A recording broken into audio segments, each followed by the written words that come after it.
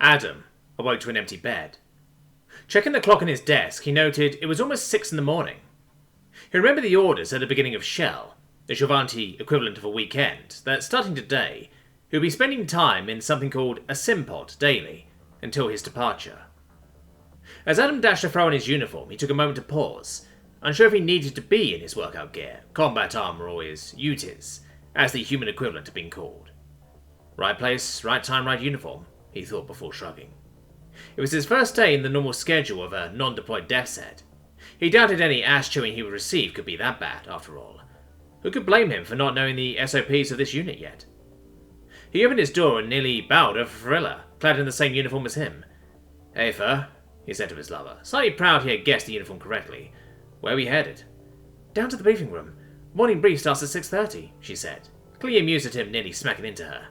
"Lead the way," he said with a gesture, only half remembering the path. Nodding, she turned and led him through the winding maze of halls. From what he could infer, the shield tended to build out, as it were, instead of up.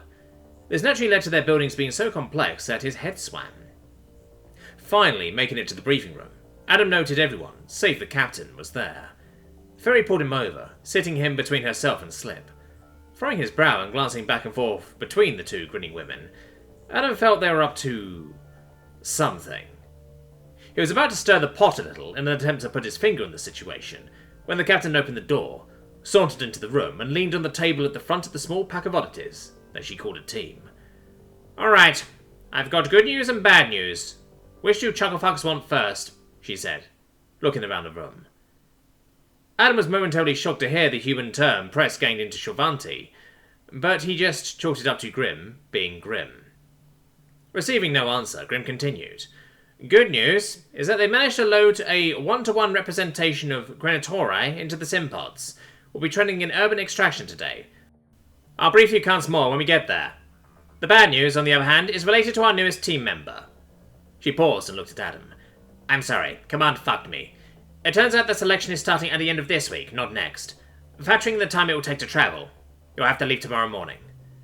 "It's alright, ma'am. I'd say I'm pretty used to changing plans after the past week," he said with a chuckle, noting the equally downtrodden gazes of his two bookends. He assumed they wanted more time with him, especially Slip. "I'd imagine you are," she said with a nod before continuing. "Alright, ladies, head on over to the sim building. Make sure Adam doesn't get lost," she said, seeming to regain her humour with a smile. Adam, nonplussed at the insult, quirked a brow with an annoyed expression. The captain grinned wider at his facial response. She was clearly messing with him.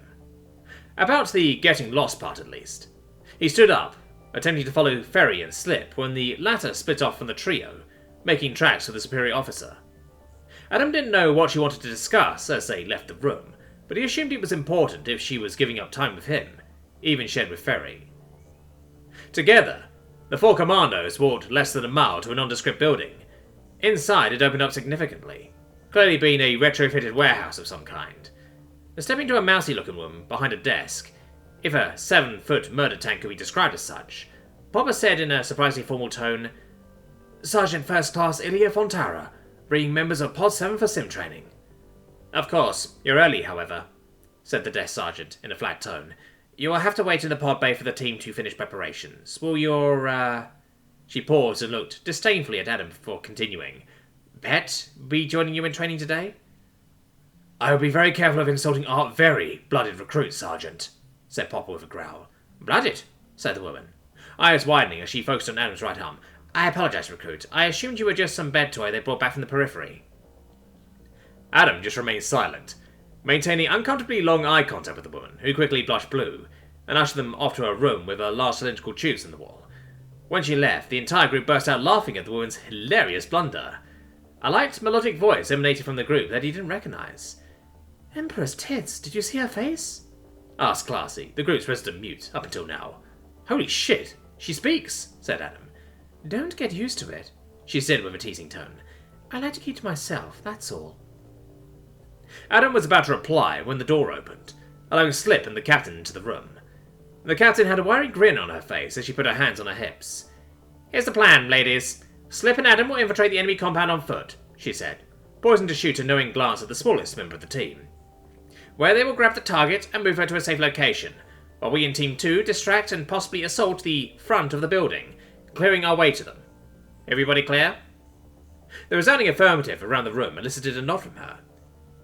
Alright, choose a pod and step in. Adam, this shit is kind of way-breaking, even for us. Don't wreck anything. What makes you think I would? He replied incredulously. Slip, would you help him? She said, before stepping into a pod. Affixing a headset covered in nose and closing the door. Slip laughed, pushing Adam into an open pod, arm outstretched to affix his own headset, tongue sticking out of her tusk more in a cute way. It fit him like a skull cap, the elastic of the base conforming to his noggin. Okay, you're good to go, she said, sounding satisfied. She pointed to a button on the inside of the door on the small pod before continuing. Hit this when you're ready to dive, alright? Got it. She shut the door on him, enveloping him in darkness, the sole light being the green of the indicated button. He took a deep sigh, trying to figure out what the experience ahead of him would entail. He figured it was some sort of VR that got projected deep inside the mind, but he wasn't sure. I wonder if Jolvanti have the same brain structure as humans, he thought. Fuck it. One way to find out. He smacked the button, and instantly, the world fell away. Adam came to in a hard surface, the moon in the night sky blinding him as he opened his eyes. What the fuck just happened? He asked no one in particular. Minor calibration issue. They fixed it though. Just take your time getting up, came Slip's voice from behind him. He craned his neck behind him to see the woman dressed in street clothes over her artwork-dotted DEFTEC combat uniform. She grinned as she met his gaze, leaning back against what he now realized was a short parapet wall of the roof they currently occupied. He rose to his feet, his breath catching in his lungs, as he looked out upon the city that stretched seemingly endlessly in every direction. The part of the city they currently occupied reminded him of the Brazilian favelas, if someone gave the city planners several kilos of cocaine beforehand. What do you think? She asked, now having moved to sit on the edge of the parapet in front of him now.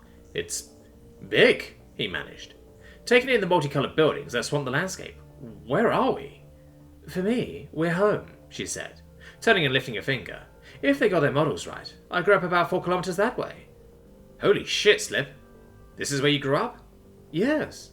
Switching direction slightly with her finger, she continued. I went to school about 3 kilometers that way, in fact. So, said Adam intelligently, shifting slightly in his suit underneath his street clothes. We gotta be here for something other than sightseeing, right? Yep, said Slip happily, shooting a malicious grin his way. Everything that's, well, not above board here in the Crown begins and ends in the slums. The slums we currently stand tits deep in. She poured out the omnipad, Adam only just now noticing the vaguely uncanny valley look to her. We're here to kidnap a noble. That in this scenario is seditious to the Empress. Her manor is 7 kilometers that way, she said, putting the device away, and gesturing the opposite way she did previously. Were you taking the streets there, then? He asked, not exactly relishing the idea of a crowded, even by AI, street.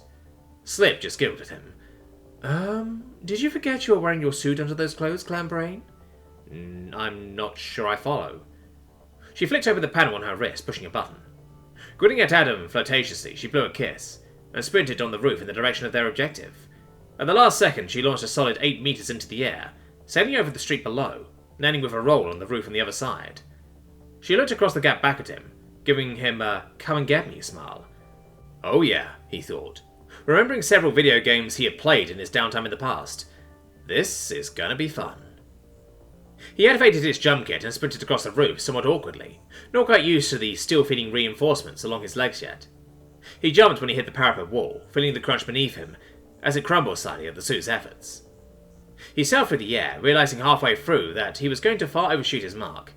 He landed, if you could call a desperate attempt to tuck and roll, ending in a loud flop landing. In his attempt to pull his feet on the solid rooftop, he had also landed on something at his side that, now that he looked at it, was an HSP-9 sidearm. He heard Slip's laughter as she easily jumped 3 meters to get to his position, turning as he stood. He tried, failing miserably, to avoid blushing. You gotta tone down your jumps a little there, lover, said Slip, laughter now breaking. The kit responds to the electrical signals in your muscles, and interprets them into movement. If you jump as hard as you can, it's gonna do the same. I know that, he said, trailing me off as he tried to find the right words to communicate that. Yes, in theory he knew how the suit operated. Knowing how the suit worked and knowing how he should feel when it worked were two completely different things. He'd used the jump function during his familiarization with Popper previously, but that was largely him doing box jumps to the roof of a 1-story building and back again. Compared to that baby step of training, this was a marathon. Exhaling, he gestured to the still giddy Slip to lead the way. It took him several rooftops, but he finally found the groove. He followed Slip into the night, using her toned, lithe body as a goal for him to chase. By the end of half an hour, the two were moving from rooftop to rooftop like flying squirrels, uncaring of the world below. "Hold up, we need to watch our steps now. This is the last kilometre before we reach the manor," she said, exhaling. They were both more than slightly winded now, having run 6 kilometres in just under 45 minutes. "So, were you approaching overt or covert?" he asked the runner. "I'd say we drop down here, come out of the alley, and try to blend in with the crowd on final approach." She turned to look at him, her face a mask of vulnerability. "That was fun. I haven't done that in a while, and it's nice to have my time with you." "Happy too. Gotta admit, that was pretty awesome. Let's head down." She grinned, stepped on the edge of the roof, and dropped into the darkened alley. Adam shortly followed, wind whistling past his ears as he fell. He hit the ground with a now well-practiced roll, standing and walking next to Slip. "Deactivate your suit, conserve the battery. We might need it," she said as they approached the mouth of the alley. Flicking his wrist panel open, he keyed the button and fell in tighter with the one. As they walked with purpose down the crowded street, he could tell this was definitely a simulation. In addition to the slightly off-looking faces, nobody was leering at him. He'd gotten so used to it on the ship and base over the past week and a half, that now the lack of people's gaze on him seemed decidedly odd. "God, is my head really that big already?" he thought, as he and Slip weaved through the crowds. She stopped and pushed him into an alley, pressing herself bodily against him in the small space, and he shot her a questioning gaze. "Do call guards," she whispered, leaning up to his ear. He nodded, and together they waited for the soldiers to pass. He watched them out of the alley when he saw one of the armour-clad guards looking in his direction. He decided to test the system's obvious stealth check, as it were. Flinging Slip's face after his, he briefly gazed into her honey-coloured eyes before he kissed her deeply. He was surprised at how real the simulated kiss felt, not breaking from their embrace as the seconds dragged on. Surprisingly for him, she was the one who broke their trance. "I think they're gone. We should head to the observation point," she said, gently pushing off of him in the small space, clearly flustered and not wanting to do so. "Lead the way," he said, gesturing back to the street. 5 minutes later, they stood crowded on a rooftop that overlooked a vaguely medieval wall that surrounded a lavish building. Gardens surrounded the sprawling structure, pushing all the way to the encircling wall in some cases. The wall itself looked like a medieval castle parapet, if only 10 feet high, clearly for show. It was periodically patrolled by bored-looking guardswomen. "We wait for the signal before we move in," said Slip, as time dragged on. "What's the signal?" "Honestly, I don't know. Grim said to wait for Popper to do her thing." Raising an eyebrow, Adam had an inkling of what was about to happen. Popper was going to be her usual, unsubtle self, as it were. Whether she did that for explosives, making an ass of herself, or some other tactic, he did not know. As it turned out, however, she would somehow manage to pull off all 3 options simultaneously.